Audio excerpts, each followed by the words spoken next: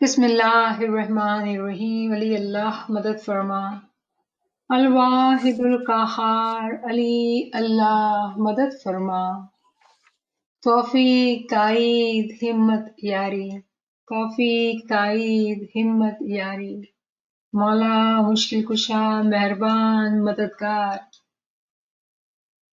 آج ہماری کلاس میں ہم کچھ چیزیں ریویو کریں گے جسے ہم کہتے ہیں درس مقرر۔ ریویو کرنے کی عادت جو ہے وہ بہت اچھی ہوتی ہے تاکہ ہم چیزوں کو کانسیپٹس کو بہت اچھے سے اپنے ذہن میں بٹھا لیں۔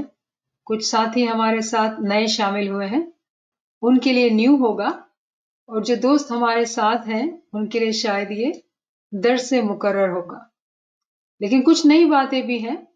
لاسٹ 2 کلاسز میں چونکہ ہم نے قرآن کی باتیں کی کہ قرآن کو کیسے اسٹڈی کرنا ہے، تو مجھے یہ بتاتے ہوئے خوشی ہو رہی ہے کہ ایک بہن نے لیڈ لی ہے، اس کے اندر سبقت لی ہے، روبینہ بہن نے۔ انہوں نے جو آیت ہم نے ڈسکس کی تھی جس میں عربک میں یقین تھا اور ترجمے میں موت لکھا ہوا ہے، چونکہ ہم نے یقین کی بات کی تھی اور ناچیز نے گزارش کی تھی کہ آپ تمام جا کے دیکھیں کہ کیا ترجمے میں یقین ہے جیسا کہ عربی میں لکھا ہوا ہے۔ تو روبینہ نے یہ چیز شیئر کی کہ عربی میں ہائی لائٹ کیا ہے اپنے قرآن میں، جبکہ ترجمہ جو ہے وہ یقین نہیں ہے۔ تو جب ہم اس طرح سے اسٹڈی کرتے ہیں تو بہت خوشی ہوتی ہے، اور نہ صرف خوشی کے ساتھ ہم اپنے آپ کو بہت ہی شکر گزار محسوس کرتے ہیں کہ ہم اسکالرز نہیں ہیں، ہم بس اس راہ پہ چلنا شروع ہوئے ہیں، اور ہمیں مولا نے اتنی مدد کی کہ ہم ٹرانسلیشن جو کہ قرآن کا ہے اس کے اندر جو صحیح طور پہ ترجمانی نہیں کی ہے جن الفاظوں کی، ان کو ہم پکڑ پا رہے ہیں۔ صرف اس بات کو احساس کرنا ہی دل کے اندر ہمارے اندر اتنی شکر گزاری اور عاجزی لاتا ہے کہ ہم سجدے میں چلے جائیں اور مولا سے یہ کہیں کہ یا مولا یہ کیسے ممکن ہو گیا، ناچیز کی اتنی قابلیت نہیں تھی۔ تو بہت ہی زیادہ خوشی ہوئی۔ روبینہ سے میں گزارش کروں گی کہ وہ یہ جو چیز انہوں نے شیئر کی ہے ناچیز کے ساتھ وہ گروپ پہ بھی شیئر کریں اسی آیت کے حوالے سے، تاکہ ہم تمام دیکھیں کہ کس طرح سے ہمیں اپنے قرآن کو ہائی لائٹ کرنا ہے، اور کلاس میں جب ڈسکشن ہوتا ہے قرآن کی آیتوں کا تو ہم اس کو ہائی لائٹ کریں اور پین سے جو ترجمے میں باتیں صحیح نہیں ہیں اس کو درست ترجمے کو لکھیں۔ ایک اور ہوم ورک دیا تھا، روبینہ جو ہے اس بارے میں سوال کر رہی تھی، تو دوبارہ میں دہرا دیتی ہوں اس ہوم ورک کو، اور جو بھی اس پہ کام کریں وہ ناچیز سے ضرور شیئر کریں، کیونکہ اس سے بہت زیادہ خوشی ہوتی ہے اور ہمت بھی ملتی ہے کہ ہم تمام جو اس باتوں کو سمجھ رہے ہیں۔ قرآن کے دوسرے سورہ کی دوسری آیت۔ تو لفظ ذالکہ کے معنی اگر ہم انٹرنیٹ پر دیکھتے ہیں کہ عربی لفظ ذالکہ کے کیا معنی ہیں، یا اگر ہمارے پاس عربی گرامر کی کتاب ہے اور اگر ہم ذالکہ کے میننگ کو دیکھیں گے تو اس کا اردو ترجمہ ہوگا وہ، جبکہ قرآن میں اگر ہم دیکھیں گے تو لکھا ہوگا یہ، یعنی کہ جب ترجمہ کیا جاتا ہے تو ترجمہ کرنے والے کہتے ہیں کہ یہ وہ کتاب ہے، جو ہمارے ہاتھ میں جو کتاب ہے یہ وہ کتاب ہے جس میں کوئی شک نہیں، جبکہ حقیقی ترجمہ جو ہے عربی کے الفاظ کا ہے وہ کتاب ہے جس میں کوئی شک نہیں۔ اور پھر ہم نے مولا علی کا بیان پڑھا تھا کہ مولا علی فرماتے ہیں کہ میں وہ کتاب ہوں جس میں کوئی شک نہیں۔ بحیثیت اسماعیلی ہمارے اندر اتنی خوشی پیدا ہوتی ہے اس آیت کو اچھی طرح سمجھنے اور پڑھنے سے کہ ہمارا مولا ہے جو لیونگ بک ہے اور اس میں کوئی شک نہیں۔ یعنی جس طرح سے حضور صلی اللہ علیہ وسلم نے حدیث ثقلین جو فرمائی ہے جس میں 2 باتوں کی بات کی ہے کہ میں اپنے بعد 2 چیزیں چھوڑے جا رہا ہوں، ایک میری آل، دوسری میری کتاب۔ یہ حدیث ثقلین ہم نے گولڈن جوبلی میں تقریباً 18 مہینوں تک اس کو جماعت خانے میں کھڑے ہو کر پڑھا تھا ہم نے۔ اس وقت شاید ہم نے اس بات کو نہیں سمجھا تھا، لیکن مولا چاہتے ہیں کہ ہم اس بات کو توجہ دیں اور سمجھیں اور ترقی کریں۔ کہ حضور صلی اللہ علیہ وسلم ہمارے لیے دو چیزیں چھوڑ کے گئے، ہمارے جو پہلے پیر اور ہمارے آخری پیغمبر، جن کو ہم آج بھی پکارتے ہیں کہ یا علی یا محمد میری مدد کو پہنچ۔ علی ہمارے پہلے امام اور حضور صلی اللہ علیہ وسلم ہمارے پہلے پیر تھے، جن کا اونچا درجہ پیغمبر کا ہے۔ لیکن ہم جب ہمارے مائی باپ کہتے ہیں ہمارے پیر کو اور ہمارے امام کو، تو ہمیشہ ہم علی اور محمد کی بات کرتے ہیں۔ اور محمد جو ہمارے پہلے پیر تھے، جو قرآن کو لائے، انہوں نے قرآن میں علی ہی کی بات کی ہے۔ اس بات کو سمجھ کے ہمارے اندر بہت زیادہ خوشی پیدا ہوتی ہے۔ تو یہ ایک ہوم ورک ہے پچھلی کلاس سے جو آپ تمام کو کرنا ہے۔ تو آئیے آج ہم آج کی کلاس کا ابتدا کرتے ہیں مولا مہربان کے ایک بہت ہی خوبصورت فرمان سے۔ حضرت امام آقا سلطان محمد شاہ جنگبار سپٹمبر 13، 1899 کو فرماتے ہیں، آپ پر یہ واجب ہے کہ دین کے حقائق کو اچھی طرح سمجھیں۔ Facts about your religion. Properly understand the facts about your religion. آپ میں سے جو جانتے ہیں وہ لازمی طور پر اور زیادہ سیکھیں۔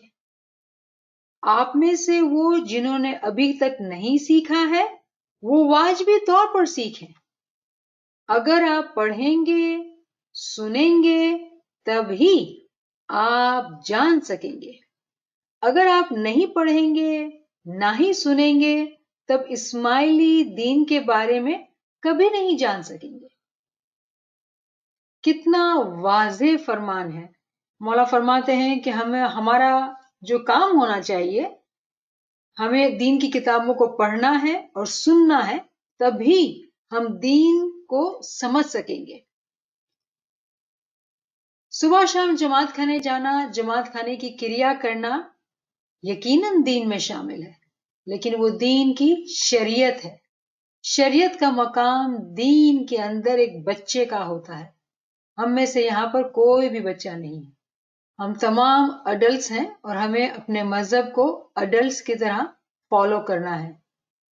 ہمارے پیارے مولا نور مولانا شاہ کریم الحسینی حاضری امام کا فرمان نیروبی کینیا فرائیڈے اکتوبر 24، 1986 میں فرمایا، صلوات پڑھیے، اللہم صلی علی محمد و آل محمد۔ مولا فرماتے ہیں کہ ہم نے یہ سنا ہے کہ علم کی تلاش غیر اسلامی ہے۔ یعنی کہ جب لوگ علم کی کلاسز کرتے ہیں یا علم کو پڑھنا شروع کرتے ہیں تو کچھ لوگوں کا یہ کہنا ہے کہ بھئی یہ ضروری نہیں ہے اسلام میں۔ اور مولا فرماتے ہیں یہ گولڈن جبلی میں کہ ہم نے سنا ہے کہ علم کی تلاش غیر اسلامی ہے۔ ہم آپ کو یہ بتانا چاہتے ہیں کہ شیعہ اسلام میں علم کی تلاش ایمان کی نشانی ہے، کیونکہ علم ایمان کی عکاسی کرتا ہے، اور اسلام اس معاملے میں بہت واضح ہے۔ اور اسلام کہتا ہے کہ آپ علم کو اللہ کی تخلیق کو بہتر طور پر سمجھنے کے لیے استعمال کریں، اور اس لیے علم کی تلاش کرنا، جیسا کہ ہم کہہ چکے ہیں، ایمان کا حصہ ہے۔ تو جس طرح سے ہم نے پچھلی کلاس میں یہ بات کی کہ ہمیں اپنے یقین کو بڑھانا ہے تاکہ ایمان مضبوط ہو، اور یقین کیسے بڑھتا ہے؟ جب ہم علم حاصل کرتے ہیں۔ تو یہ فرمان جو ہے اس بات کو ویلیڈیٹ کرتا ہے جو ہم نے پچھلی کلاسز میں کی، کہ علم ہی کے ذریعے سے ہمارا ایمان مضبوط ہوگا، اور یہ عین اسلام کے اصول کے مطابق ہیں کہ ہم علم کو حاصل کریں، کیونکہ علم سے ہی ہم خدا کی جو کریشن ہے، خدا کا جو دنیا بنانے کا مقصد ہے، اس کو ہم سمجھ سکتے ہیں۔ پھر مولا نے وینکوور کینیڈا فرائیڈے جون 10، 2005 میں فرمایا، لیکن ایمان اور علم کو اسی ماحول میں پیدا ہونے کی ضرورت ہے جس میں ہم مذہب سے بے دین نہ ہوتے ہوئے دین کو دنیا کے لیے ترک کر دیں۔ یہ مولا نے کیوں فرمایا ایسا فرمان؟ کہ جب ہم میں سے کوئی یہ سوچتے ہیں کہ بھئی دنیا میں جو کام کاج ہیں، اتنے ضروری کام کاج ہیں، ہم دنیا کو چھوڑ کے کب علم کی کلاسز اٹینڈ کریں یا علم کی کتابوں کو کھولیں یا علم میں انٹرسٹ لیں؟ ہم تو دنیا میں بہت بڑے کام کر رہے ہیں، بہت ہی مصروف ہیں، ہمارے پاس وقت کہاں ہے؟ تو امام یہ فرماتے ہیں کہ علم اور ایمان کو اسی ماحول میں پیدا ہونے کی ضرورت ہے۔ دنیا میں دنیا کے کام کرتے ہوئے ہمیں اس کام کو بھی کرنا ہے، ہم اس کو سیکنڈ پرائرٹی نہیں دے سکتے ہیں۔ اور مولا بولتے ہیں کہ بھئی آپ دنیا کے لیے اگر دین کو ترک کر دیتے ہیں تو یہ سراسر غلطی ہی ہے۔ تو ہمارے پاس آج کے زمانے میں جو ہمارا ٹائم ہے وہ بہت ویلیویبل ہے، ہم مولا کو ٹائم اینڈ نالج کا نذرانہ دیتے ہیں۔ تو آج اس وقت ہم تمام کا ٹائم اینڈ نالج نذرانہ ہے۔ نالج لینا دینا دونوں ہی مولا کی پسندیدہ چیزیں ہیں، اور اپنا وقت اس میں ڈالنا، دین کے علم کو حاصل کرنا مولا کے فرمان کے عین مطابق ہے۔ تو ہم تمام مولا کے فرمان کے مطابق اسٹوڈنٹس ہیں جو اس دین کی تعلیم کو حاصل کر رہے ہیں۔ قرآن میں خدا تعالیٰ فرماتے ہیں چیپٹر 20 ورس 114، ربی زدنی علما، اے میرے رب میرے علم میں اضافہ فرما، اے میرے رب میرے علم میں اضافہ فرما۔ اور یہ جو آیت ہے یہ ایکچولی حضور صلی اللہ علیہ وسلم کی تسبیح تھی جو وہ ہمیشہ نکالا کرتے تھے۔ ہمارے سب سے بڑے پیغمبروں کے سردار جو تمام جہانوں کے لیے رحمت للعالمین تھے، ان کی تسبیح کیا تھی کہ یا رب میرے علم میں اضافہ فرما۔ تو آج ہم جو بیٹھے ہیں ہم اپنے آپ کو کیا سمجھتے ہیں؟ ہمارے پاس بہت علم ہے؟ اگر ہمارے پیغمبر کی یہ دعا ہو سکتی تو ہماری کتنی اس میں عاجزی کے ساتھ ہمیں یہ دعا کرنی چاہیے کہ یا مولا تو ہمیں ہمارے علم میں اضافہ فرما۔ پھر خدا تعالیٰ قرآن میں فرماتے ہیں فَاسْكُرُونِي أَذْكُرْكُمْ فَاسْكُرُونِي أَذْكُرْكُمْ، تم مجھے یاد کرو تو میں تمہیں یاد کروں گا۔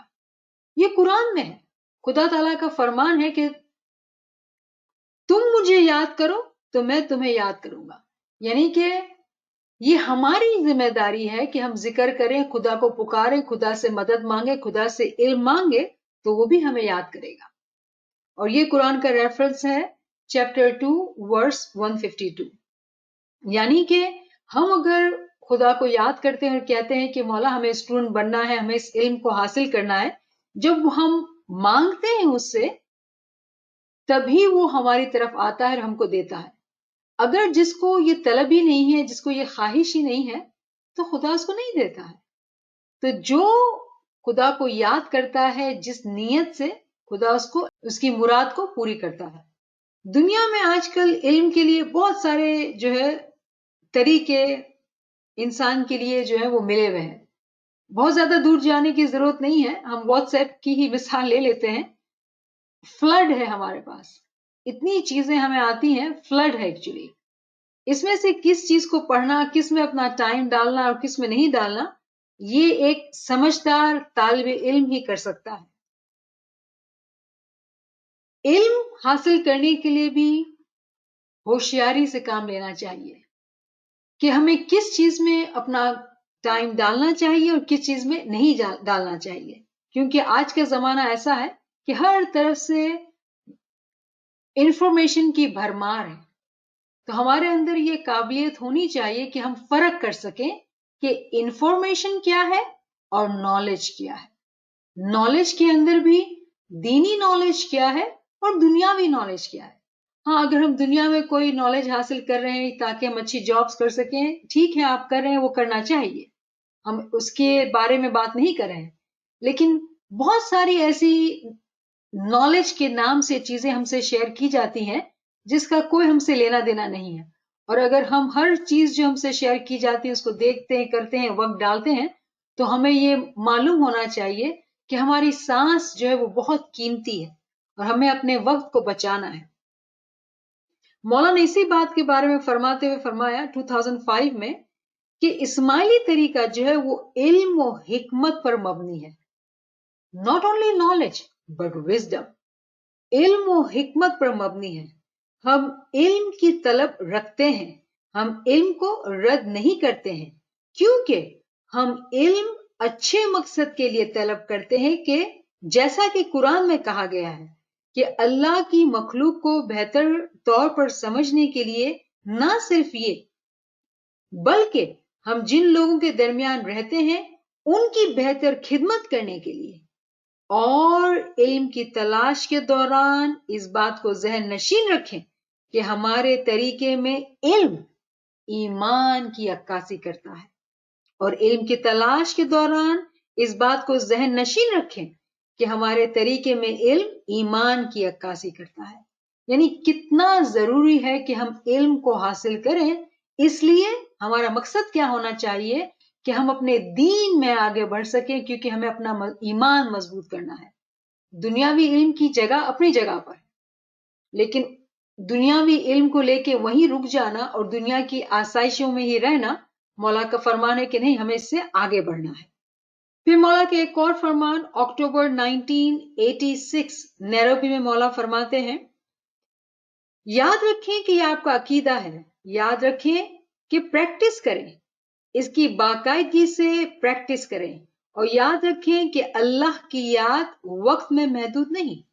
آپ اپنے عقیدے پر سوچ روزگار پر جاتے ہوئے بھی کر سکتے ہیں.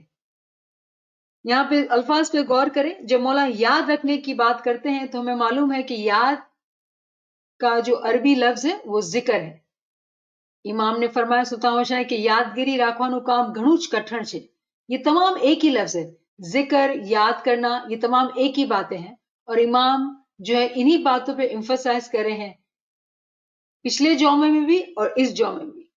تو مولا کے اس جومے کا فرمان کہ یاد رکھیں کہ یہ آپ کا عقیدہ ہے, یاد رکھ کر پریکٹس کریں, اس کی باقاعدگی سے پریکٹس کریں, اور یاد رکھیں کہ اللہ کی یاد وقت میں محدود نہیں, وقت میں محدود نہیں. آپ اپنے عقیدے پر خیالات روزگار پر جاتے ہوئے بھی کر سکتے ہیں. یعنی آپ دنیا کا کام کر رہے ہیں, دنیا کے کام کاج میں آپ کے خیالات کیا ہیں وہ کوئی نہیں دیکھتا ہے. جب آپ آفس سے واپس آ رہے ہیں, جب پبلک میٹنگز میں ہیں, کوئی بھی آپ سے یہ نہیں پوچھے گا کہ آپ کیا سوچ رہے ہیں. آپ اپنے عقیدے پر خیال کرنے کے لیے کسی وقت بھی آزاد ہیں, جب آپ جاگ رہے ہو, کسی وقت بھی اپنی زندگی کے دورانیے میں. اور یہ ہم نے صرف اپنی کینیا کی جماعت کے لیے نہیں بلکہ دنیا کے دوسرے حصوں میں بسنے والی جماعت کو بھی فرما رہے ہیں, کیونکہ اسلام میں ذکر کی بہت اہمیت ہے.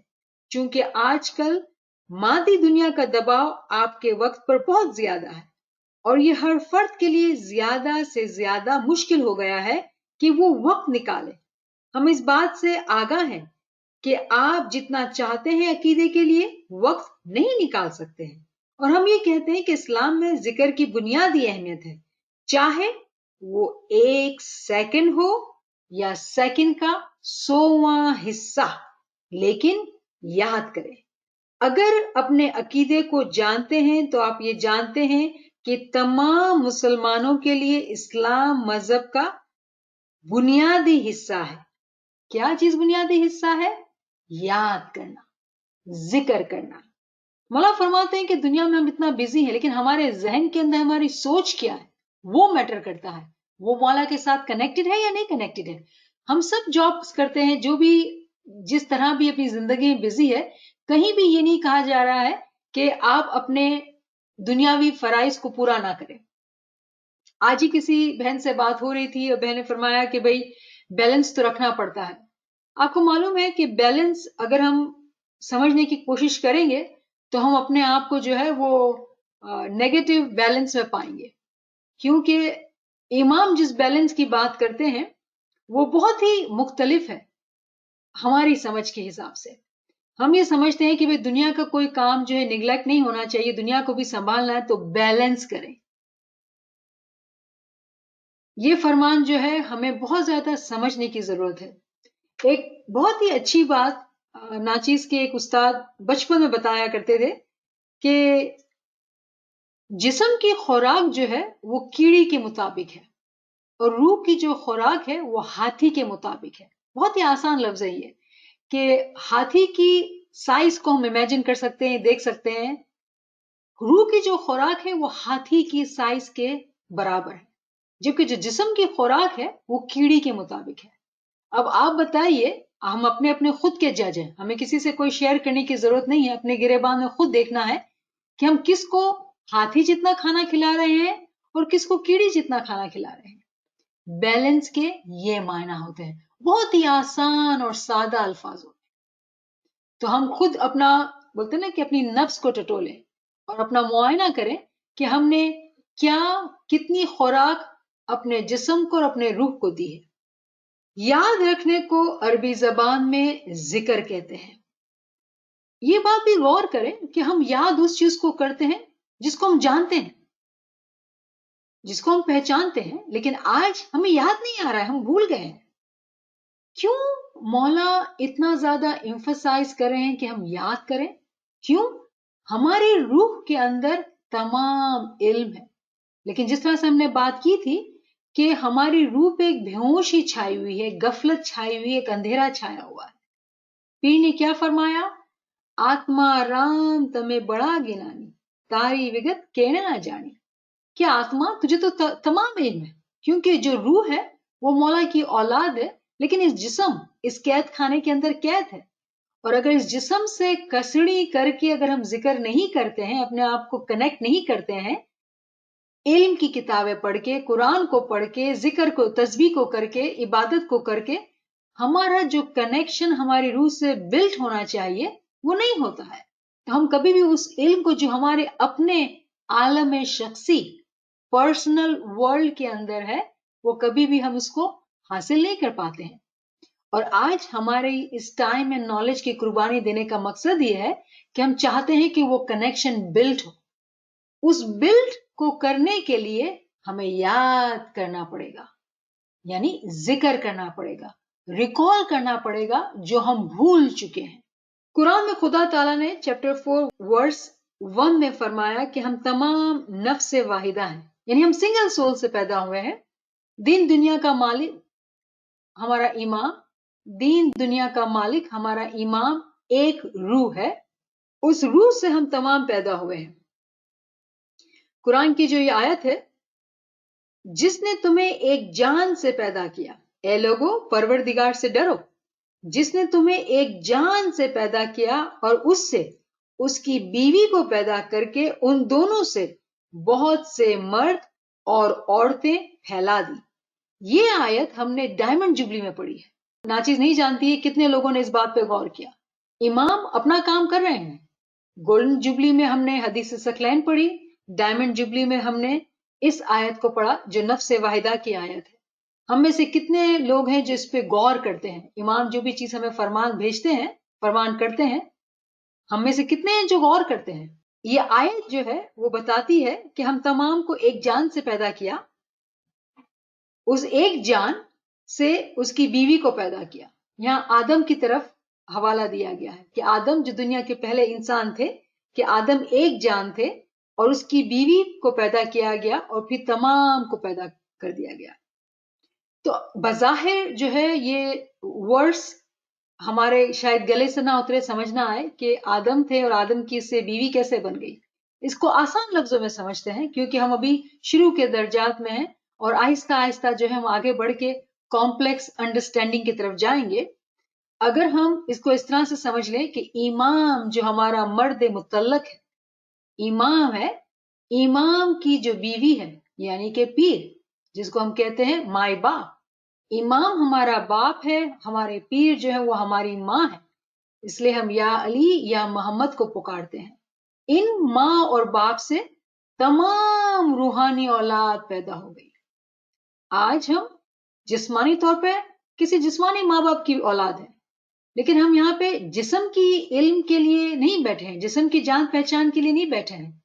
जो आज हम बात कर रहे हैं अपने रूहानी माँ बाप को पहचानने की बात कर रहे हैं। तो रूहानी माँ बाप यानी हमारा इमाम और पीर की रूहानियत से अगर हम तमाम पैदा हो गए हैं, तो क्या हमने पहचाना है अपने माँ बाप को हकीकी तौर पर? हमारे वो रूहानी माँ बाप हैं, हम उनको पहचानते हैं हकीकी तौर पर? اس لیے امام نے فرمایا نا کہ اگر ہم آپ سے پوچھیں کہ آپ کون ہیں، آپ کے والد کا نام کیا ہے، کوئی ہوگا جو اپنی کچھ جنریشنز تک جائے گا، لیکن جو ہوشیار ہوگا وہ آدم تک جائے گا۔ یہ کیوں امام نے ایسے فرمان فرمائے ہیں؟ یہ تمام فرمان جو ہے وہ انٹر ریلیٹڈ ہے، اور ایکچولی قرآن سے ان کی معنی زیادہ سمجھ میں آتی ہے۔ فرمان سمجھنا مشکل ہے وداؤٹ قرآن کی انڈرسٹینڈنگ۔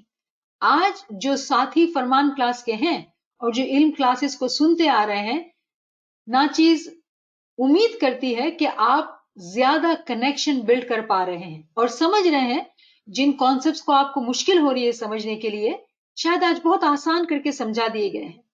جتنا ہم قرآن میں انٹرسٹ لیں گے، قرآن کی اسٹڈی کریں گے، آپ جان پائیں گے کہ گنان اور فرمان آپ کے لیے سمجھنا اتنا آسان ہو جائے گا کہ آپ خود حیرت کریں گے کہ کیا ہم واقعی میں اتنی اعلیٰ معنی ہم سمجھ پا رہے ہیں۔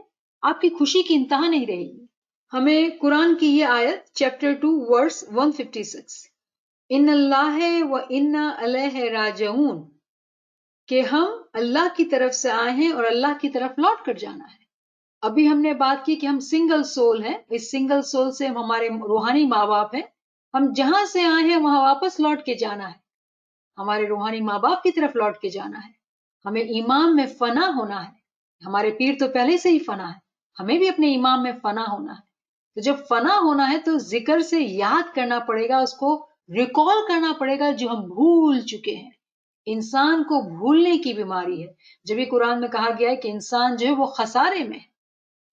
ذکر وہ طریقہ ہے جس سے وہ تمام باتیں جو ہم بھول چکے ہیں وہ یاد آ جائیں گی، اور امید ہے کہ اب دہرانے کی ضرورت نہیں کہ ذکر کے کتنے اقسام ہیں، کتنی قسمیں ہیں، ہم اس بات کو اچھی طرح سے جان چکے ہیں۔ قرآن میں ایک اور آیت 53/9 کہ ہر روح کو خوشی سے یا زبردستی سے خدا ہی کی طرف لوٹ کے جانا ہے، توہن و کرہن، ہم چاہیں نہ چاہیں۔ ہم بہت مصروف ہیں دنیا میں، آج ہم بڑے آدمی ہیں، بہت وقت کی کمی ہے، دنیا میں بزی ہیں، علم کے لیے کوئی وقت نہیں ہے۔ خوشی سے نہ خوشی سے جانا تو وہی ہے، اور کمائی جو ساتھ آئے گی وہ یہ والی آئے گی، نہ کہ دنیا کی آئے گی۔ تو بہت کلیئر کٹ قرآن میں یہ فرما دیا گیا ہے کہ ولنگلی اور انولنگلی، خوشی سے یا نہ خوشی سے جانا تو اسی کی طرف ہے۔ اس قرآنی آیت کے مطابق ہمارے پیارے امام نے ہماری رہنمائی فرمائی کہ عقیدے کی پریکٹس کے لیے ذکر وقت کی قید میں نہیں، یعنی کہ ہم کو گھڑی نہیں بولے کہ 7 بجے تو دعا کا ٹائم ہے۔ ایک مومن کا دل چاہ کہ آج 6 بجے دعا پڑھنی ہے اور 7 بجے بھی پڑھیں گے، تو کیوں نہیں پڑھ سکتے وہ 6 بجے؟ کیوں وہ ذکر نہیں کر سکتے 6 بجے؟ نورانی وقت کیا 4 بجے ہی شروع ہوتا ہے؟ کیوں 3 بجے عبادت نہیں کر سکتے ہیں؟ جتنا ہم زیادہ محنت کریں گے اتنا ہمیں ہی فائدہ ہونے والا ہے۔ جتنا ہم اپنی نیند کی، اپنے وقت کی قربانی دیتے ہیں، ہمیں فائدہ ہونے والا ہے۔ اسلام میں ذکر کی بہت اہمیت ہے، ذکر ہی سے تمام باتیں جو ہم کو بھولی ہوئی ہیں وہ یاد آ جائیں گی۔ اب ذکر کرنے کا مطلب یہ نہیں ہے کہ اسم کو مشینی انداز سے یا طوطے کی طرح پڑھنا، یہ ہرگز مقصد نہیں ہے۔ ذکر کو سمجھ کے، اس کے معنی کے اندر اتر کے، اس کو دل کی گہرائیوں کے ساتھ پڑھنے سے فائدہ ہوتا ہے، گریہ و زاری کے ساتھ پڑھنے سے فائدہ ہوتا ہے۔ یہ درس مقرر ہے، ہم نے بات کی تھی کہ ذکر ہم اکیلے بھی کر سکتے ہیں، جماعت کے ساتھ بھی کر سکتے ہیں، دل کے اندر خاموشی سے بھی کر سکتے ہیں، اور بآواز بلند بھی کر سکتے ہیں۔ ہمیں یہ فرمان بار بار یاد کرنا ہوگا۔ امام آقا سلطان محمد شاہ، ہماری جانیں اس امام سے فدا ہو، یادگیری میں رہنا مشکل ہے کیونکہ شیطان ہمیشہ آپ کو بھٹکانے کے لیے تیار بیٹھا ہے۔ صرف حقیقی مومنین ہی ذکر میں رہ سکتے ہیں۔ تو ہم تمام کے لیے چیلنج کیا ہوا کہ ہمیں حقیقی مومن بننا ہے، تو کیا ہم ذکر کر سکتے ہیں؟ اور امام نے اتنی رحمت کر کے ہمیں ورائٹی آف ذکر دیا ہے۔ ہم قرآن پڑھیں، فرمان پڑھیں، ینان پڑھیں، تسبیح نکالیں، اسم اعظم پڑھیں، جو دل چاہتا ہے کریں۔ اتنی ورائٹی ہے کہ ہم ایک سے تھک گئے تو دوسرے کو اٹھائیں، دوسرے سے تھک گئے تو تیسرے کو اٹھائیں۔ کوئی بھی ہمارے پاس ہے، کان سے لیکچر سنیں، آنکھوں سے کتاب کو پڑھیں، زبان سے ذکر کریں. ہمارے پاس ورائٹی آف ویز ہیں کہ اپنے آپ کو اس ذکر میں کنیکٹڈ رکھنے کے لیے.